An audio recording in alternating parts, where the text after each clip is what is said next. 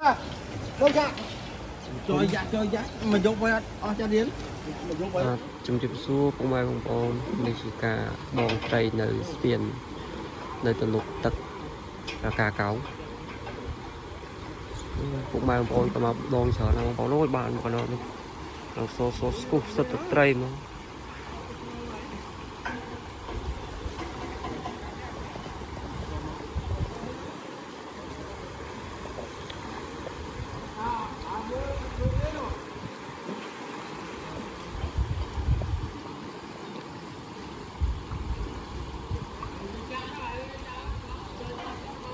ngon nó cay một phần này nó cay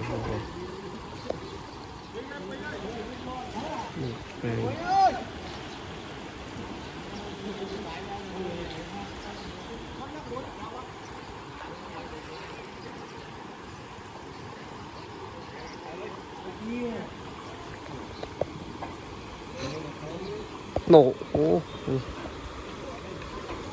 này không có thôi đâu không có cây mà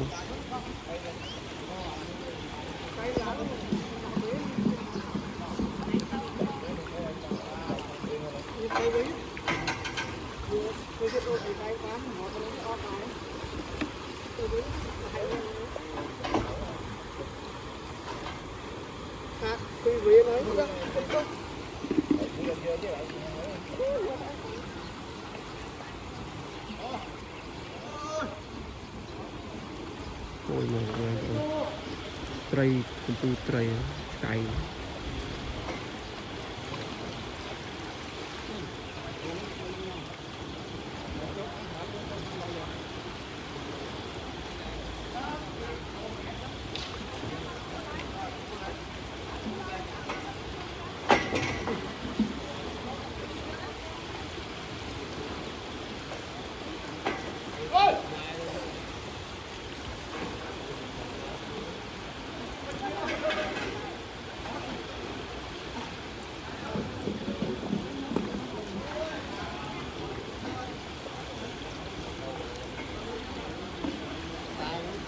nih con nào bộ ra này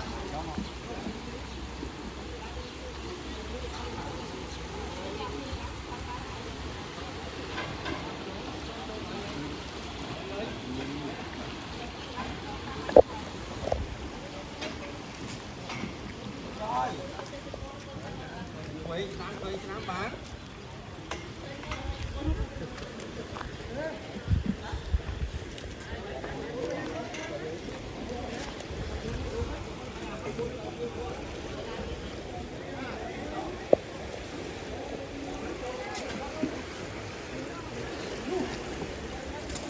nên thể gặp đi để cánh gặp phấn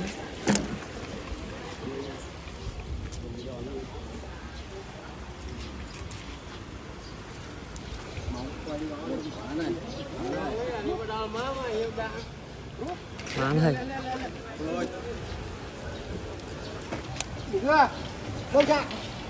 chơi dạ. Mình dùng với cho điên.